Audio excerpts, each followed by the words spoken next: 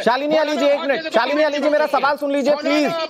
शालिनी अली जी मेरी बात सुन लीजिए, एक सवाल है मेरा, उसके बाद आप जवाब दे दीजिएगा। शालिनी अली जी, हाफिज नूर अजहरी जी कह रहे हैं कि अगर हमें योजनाओं का फायदा मिल रहा है तो वो हमारा अधिकार है, लेकिन अगर कोई हमें भड़का रहा है तो वो भड़काने का अधिकार भी उसके पास। बात बताइए, मैं सिर्फ 4 बातें कर रही हूँ।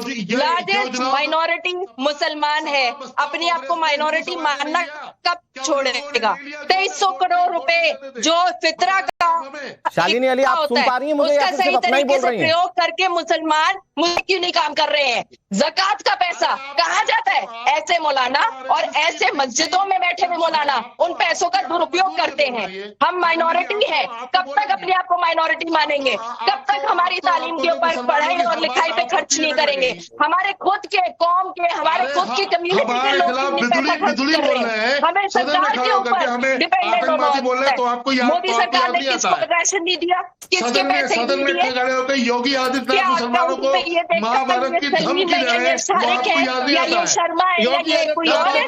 सबके पास जाता है। शर्म नहीं आती आपको? टीवी पे बंद कर दो। सही है राणा जी, शर्म आनी चाहिए आपको। झूठ बोलना बंद कर दो। आप जैसे उनको ये होना चाहिए कि अपने गांव के दूर दूर तक बात कर रही है वो बैठ अगर आप नमाज के लिए खड़ा कर रहे हैं, एक मिनट बस हो गया, ठीक है, एक मिनट प्लीज सारे पैनलिस्ट की प्लीज आवाज दबाइए, पहले तो आवाज कम कीजिए। एक मिनट अजहरी साहब, बहुत शांति से मैं कह रहा हूं आपसे, महिलाएं उनका सम्मान रहे और उसी स्तर पर बात हो। शालिनी जी, यहां पर आप सिर्फ अपनी किताब पढ़ने नहीं आई हैं, मैं सवाल पूछ रहा हूं आपसे, आप कुछ भी बोले जा रही हैं। मेरा सवाल तो सुन लीजिए आप, ऐसे चर्चा डिटेल हो जाएगी, आपकी जो अच्छी बात है वो भी दर्शकों तक नहीं पहुंचेगी।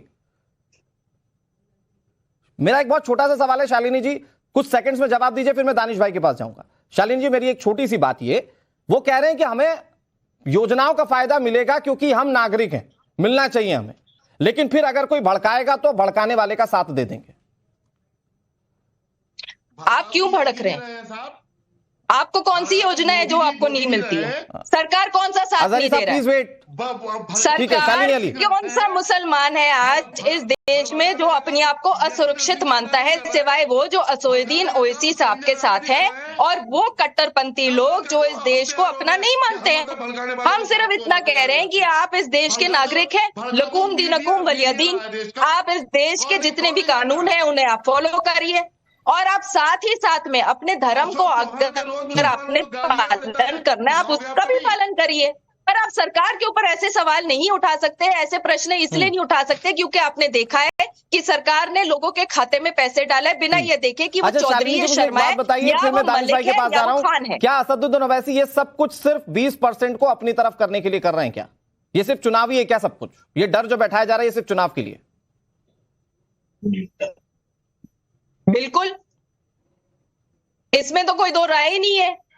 उनका काम है भड़काना और जैसे ही वो भड़काते हैं जो आवाम है उनको ये बात समझ में आती है और वो फिर भाजपा के तरफ आते हैं।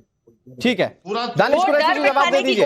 ये सब कुछ अगर असदुद्दीन ओवैसी कर रहे हैं तो ये मुस्लिम कौम की भलाई के लिए, उनकी रक्षा के लिए नहीं कर रहे हैं, सिर्फ वोट बैंक के लिए कर रहे हैं। मुस्लिम विरोधी जो है, सबसे पहले बात तो मैं आपको एक बात बताऊं कि हमारे संजय भाई, मैं तो उनका बहुत रिस्पेक्ट करता था, लेकिन आज जो उन्होंने बातें की मुझे लगता है कि थोड़ा सा जो उनका मयार था, मुझे लगा कि शायद कहीं ना कहीं मेरी नजर में कुछ कम हुआ है। जैसे कि उन्होंने बात कही रजिस्ट्रेशन को लेकर, खैर ये तो हुई सेकेंडरी बात। शालिनी अली जी जो जवाब दे रही है, सुनिए मेरी बात, उनको सबसे पहले ये समझा देने की जरूरत है कि देश का प्रधानमंत्री जो होता है वो प्रधानमंत्री पद पे होता है। और रह गई बात किसी भी राजनीतिक पार्टी के अपनी योजनाएं सरकार के स्वरूप में, सुनिए सरकार के स्वरूप में बनाना और बिठाना, तय करना, पक्ष विपक्ष, ये तमाम चीजें जमहूरियत का हिस्सा है। इसमें सुन लीजिए, नरेंद्र मोदी जी अपने मामा के घर से कुछ लेकर नहीं आए हैं, देने के लिए ना लेने के लिए। और रह गई बात, अगर बात कर रहे हैं देश में किसी भी वर्ग को, दानिश भाई मेरी सवाल का जवाब दीजिए कि जब वो कुछ लेकर नहीं आए मामा के घर से, वो दे ही रहे हैं सब आपको, तो किस बिना पर आप लोग उनकी मुखालफत कर रहे हैं? या किस बिना पर आप इस तरह से फ्रेम करने की कोशिश करें कि साहब ये आपकी आवाज दबा रहे हैं या लोकतंत्र को खत्म कर रहे हैं? अगर सब मिल ही जा रहा है आपको, वही मैं बताता हूँ। सुनिए, मैं किस बिना पे बता रहा हूँ आपको।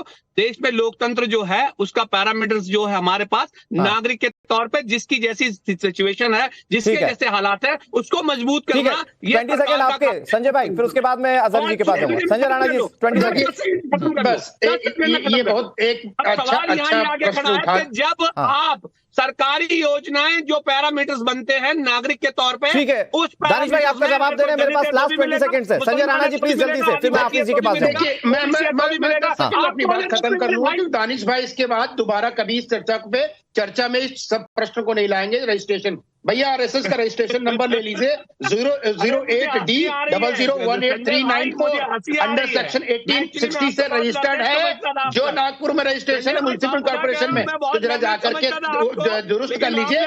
दूसरी चीज किस तरह से, लेकिन अजहरी साहब फाइनल क्वेश्चन, किस तरह से हमें तो ऐसा नेता चाहिए ना जो हमारी भलाई कर सके, हमारे अच्छे की बात कर सके। वो हिंदू हो, मुस्लिम हो, सिख हो, ईसाई से क्या फर्क पड़ता है? तो धर्म के हिसाब से क्यों बांटा जा रहा है? आखिरी 10 सेकंड हाफिज जी।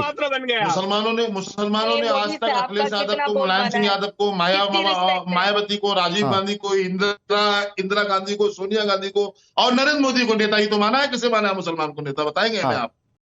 हाँ तो फिर कुल मिलाकर भड़किए मत, तो हमेशा कुल मिलाकर ये समझिए कि कौन आपको भड़का रहा है, कौन आपके साथ खड़ा।